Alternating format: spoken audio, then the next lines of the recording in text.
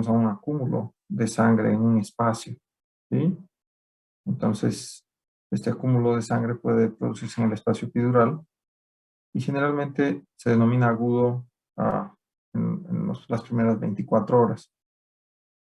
El hematoma epidural agudo generalmente se debe en su fisiopatología y en su mecanismo de producción a una ruptura de un vaso, ¿sí? Generalmente es un vaso arterial, porque un vaso venoso no tendría tanta fuerza, tanta presión como para separar el cráneo de la dura madre, porque están adheridos.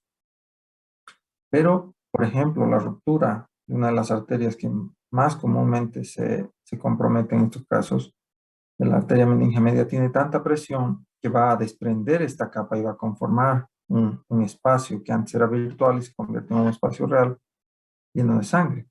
La arteria meningia media tiene esta característica que es fácilmente sometida a ruptura en las fracturas, por ejemplo, de base de cráneo. Idealmente en las fracturas de hueso temporal, porque es por donde transcurre. Sin embargo, también hay arterias meningias anteriores y meningias posteriores que también pueden sangrar. De esto se dice que el 75% de todas estas se producen en una ruptura de la parte escamosa del hueso temporal, pero también pueden estar en la parte frontal o en la parte parieto-occipital, ¿sí? Eso no hay que olvidar. Esta es una imagen típica de una tomografía cerebral donde ustedes en el lado izquierdo, donde dice L, y derecho, donde dice R, right y left, ven que existe una diferencia entre el lóbulo frontal izquierdo y derecho. El izquierdo yo puedo ver el lóbulo frontal y el derecho veo una masa blanca que está apretando el lóbulo frontal, desviando la línea media y produciendo un cambio de color en el cerebro de isodenso a hipodenso, o sea, más oscuro que el lado contralateral.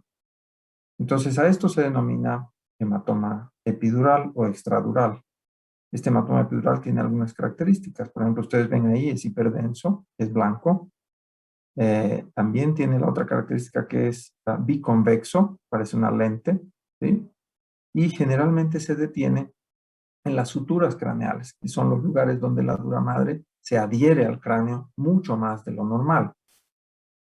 Ese es el motivo para que se detenga ahí la hemorragia y no siga. Bien. También tenemos el hematoma subdural agudo, que generalmente ya tiene un compromiso mayor, por ejemplo, de conciencia, porque ya no está entre la dura madre y el cráneo, ya no se debe a una ruptura de cráneo, ya se debe a una ruptura de venas y arterias que están dentro de la dura madre, ¿sí? En el espacio subdural. Por eso es que dañar el espacio por dentro de la dura madre ya puede comprometer el cerebro en mucho más porcentaje. Entonces se acompaña, por lo tanto, de mayor mortalidad y 68% generalmente llegan a ser aumentar la mortalidad a 68% si son quirúrgicos, por ejemplo. O sea que estos pacientes realmente pueden llegar críticos con un rasgo menor de 8. No como el epidural tiene un poco de presión que puede ejercer y contener un poco la hemorragia durante un tiempo. Entonces es el típico paciente que después de un accidente puede ayudar a subir a la ambulancia a los demás accidentados, pero cuando la ambulancia viene a recogerlo a él, el paciente ya está en coma, ¿sí? Pero hay un tiempo donde el paciente está perfectamente bien. Esa es una característica del epidural. El subdural no, el subdural tiene la característica de tener una lesión por dentro de la dura madre. Entonces, para producir esa lesión, el intercambio de energía debe ser mayor y tiene que haber también componentes, no solo anteroposteriores, sino de circunferenciales. Generalmente se debe a ruptura ya no de arterias, sino de venas comunicantes entre la corteza y la dura madre, que son los senos durales, ¿sí? Pero también puede haber compromiso de arterias, pero ya en la corteza, por dentro de la dura madre. También se puede localizar en regiones de contragolpe. Eso significa que puedo yo tener una fractura, digamos, del frontal del lado izquierdo y tener una hemorragia subdural al lado derecho. Y generalmente la lesión ya no va a ser biconvexa, sino va a ser bicóncava. Si ustedes ven, es cóncava por acá y cóncava por acá. En la parte externa es cóncava, en la parte interna es cóncava. Y no hay quien la detenga, no hay suturas craneales que tengan la capacidad de detenerlo, porque esto está por dentro de la dura madre y solo queda la corteza. Lo único que la detiene un poco es la línea interhemisférica, que en su parte superior, anterior y posterior, está conformada por la hoz del cerebro, ¿no? Eso es muy importante tomar en cuenta. Pero si ustedes ven la parte, para aceptar, a ver, esperen un segundo, ya los acepto. Ahí estamos aceptando a los demás. Bien. Pues si ustedes ven esta imagen, ya no es una lesión tan pequeña, ya no es una lesión que se haya podido detener, sino es una lesión mucho más extensa y que por lo general puede ocasionar mayores problemas. En este caso, la herniación cerebral es muy grande, ¿sí? De derecha a izquierda. Bien. Otra lesión focal es la contusión hemorrágica, por ejemplo, que es una especie de una lesión intracerebral y ya no entre el cráneo y el cerebro, sino ya por dentro, por debajo de la corteza cerebral. Es la más frecuente que se produce en los traumas craneoencefálicos y generalmente no es una sola, generalmente son múltiples. Y generalmente está en zonas óseas prominentes, como por ejemplo los techos de las órbitas, que son los pisos del lóbulo frontal, o la parte interna del hueso temporal, que es el peñasco, que son zonas prominentes hacia el cerebro que pueden producir estos golpes. Entonces, en la base del cráneo va a ser muy, muy frecuente. Rara vez en el occipital y rara vez en cerebelo, en la fosa posterior. Y generalmente son confluyentes y se caracterizan por tener, en la mayoría de los casos, inflamación o edema alrededor de estas contusiones, que son de tipo hemorrágico. Aquí ustedes las ven, son localizadas en varios lugares con característica bilateral en este caso, córtico, subcortical, pero se acompañan de edema. No puedo distinguir bien lo que es la sustancia gris y blanca porque todo está con edema, ¿cierto? Esto es diferente a la hemorragia intraparenquimatosa. Generalmente la hemorragia intraparenquimatosa tiene límites mucho más definidos y generalmente el volumen es mayor. Si ustedes ven acá, esta es una lesión de una hemorragia intracerebral y que incluso drena al sistema ventricular. Si ustedes ven ahí, la lesión está drenando un poco a los ventrículos de ambos lados del sistema ventricular. ¿Qué se debe hacer en estos pacientes cuando yo identifico este tipo de lesiones? Debo asumir una postura de que está cursando con una presión intracraneal elevada. Entonces son pacientes que necesitan un drenaje venoso mayor y una forma de ayudar para que ese drenaje aumente y saque sangre del cerebro es elevar, digamos, a 30 grados, entre 25, 30, 35 grados, la inclinación de la cabecera del paciente. Pero el paciente tiene que estar hemodinámicamente estable. Yo no puedo tampoco hacer eso en un paciente que está hipotenso. ¿Por qué? Porque va a ser un paciente que va a hipoperfundir también.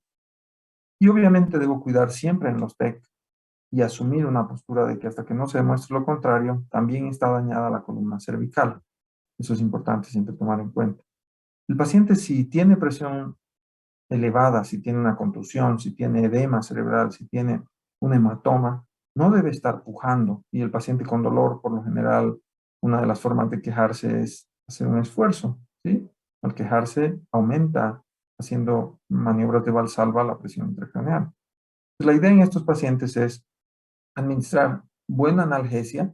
Sin embargo, a veces la irritabilidad del paciente, el dolor, lleva al médico a colocar morfina o un medicamento como el midazolam, por ejemplo, que estos tienen la característica de poder deprimir el estado de conciencia. Entonces, la valoración neurológica tampoco va a ser muy buena, pero no se olviden que yo ya tengo claro el panorama, ya sé que tiene una lesión, ya sé que este paciente va a entrar a cirugía dentro de 30 minutos cuando tenga todo listo.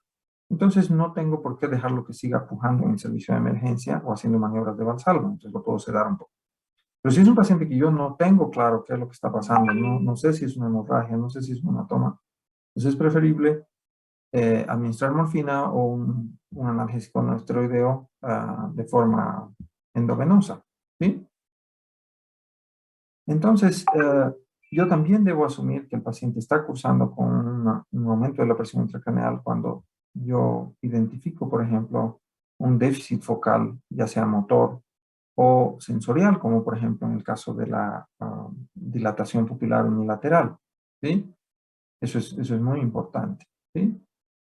Si yo tengo un deterioro neurológico, el paciente lo recibí en Glasgow 14, tiene una contusión cerebral y el Glasgow ha disminuido, primero debo verificar que no esté hipotenso, debo verificar que no tenga lesiones de otro tipo, ¿sí? Que no esté deshidratado, otras causas que no estén llevándome al problema y suponiendo que está con un aumento del problema neurológico y llevarlo en vano a otra tomografía, por ejemplo. Pues hay que descartar eso. Si yo tengo, a pesar de todo esto, la persistencia del problema, yo puedo establecer un manejo empírico si no tengo una tomografía, no tengo un neurocirujano cerca, no sé si es una hemorragia, no sé si es un edema, pero estoy seguro de que tiene anisocoria, está hipertenso, bradicárdico, tiene signos claros de hipertensión intracraneana y compromiso de conciencia. Entonces yo debo reevaluar ABCD, corregir alteraciones ya sea de la vía aérea, de la parte... Si la vía aérea tiene un problema, yo debo protegerla y debo intubar al paciente. Si el paciente no está saturando bien, yo debo también verificar eso. Y si la parte de la presión arterial, por ejemplo, el paciente sigue hipotenso, yo no tengo por qué avanzar hasta no corregir eso, ¿sí? Colocar una buena vía venosa, administrar líquidos, y obviamente puedo usar medicamentos para mejorar la perfusión, pero una vez que yo tenga garantizada la vía venosa. Si el paciente está deshidratado, perdió mucha sangre, yo voy a provocar problemas. Debo revisar nuevamente la analgesia y aquí ya, si no me funciona lo que hice antes, puedo utilizar soluciones hiperosmolares, por ejemplo, ¿sí? Puedo utilizar soluciones salinas hipertónicas que son difíciles de preparar, no hay en nuestro medio, no vienen preparadas, no que hay que prepararlas. O usar el mannitol, que ya viene preparado. El mannitol siempre va a venir al 15%, entonces hay 15 gramos por cada 100 cc. Y yo puedo administrar una dosis y repetirla cada 10 minutos, ¿sí? Esto no es profilaxis, o sea, no es que yo le estoy dando el manejo empírico por si hace una hipertensión intracraneana. Esto se hace en pacientes que tienen síndrome de hipertensión intracraneana. Entonces, la tomografía se convierte en un estudio muy importante para todo paciente con trauma craneoencefálico, en el cual yo estoy dudando que existe una lesión focal o yo estoy identificando que hay un compromiso de conciencia o funciones cerebrales y quiero verificar que no sea un paciente que vaya a requerir cirugía en las próximas horas o que vaya a desarrollar edema cerebral, ¿sí? La tomografía está basada en rayos X y lo ideal para el médico es conocer de que los cortes son axiales, como ustedes ven acá en esta gráfica, van de adelante hacia atrás y yo puedo cortarlos, es como si yo cortara una manguera o una naranja y la destapo y veo por dentro, ¿sí? Entonces, si ustedes ven, yo debo evaluar la parte de la base del cráneo. En la base del cráneo yo voy a tener los lóbulos frontales, voy a tener los lóbulos temporales y la fosa posterior. En la fosa posterior voy a tener el tallo cerebral, el cuarto ventrículo y los hemisferios cerebelosos.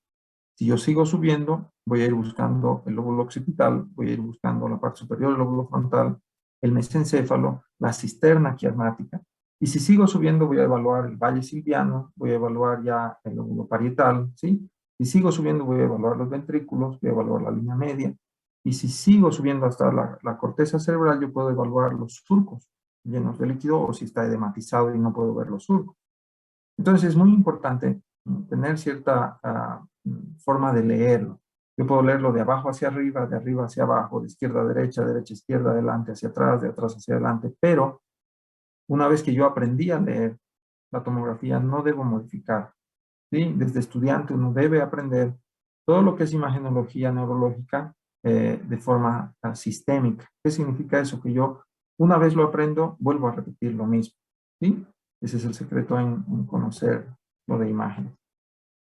Hay un tema más que vamos a revisar. Esto sería en lesiones focales.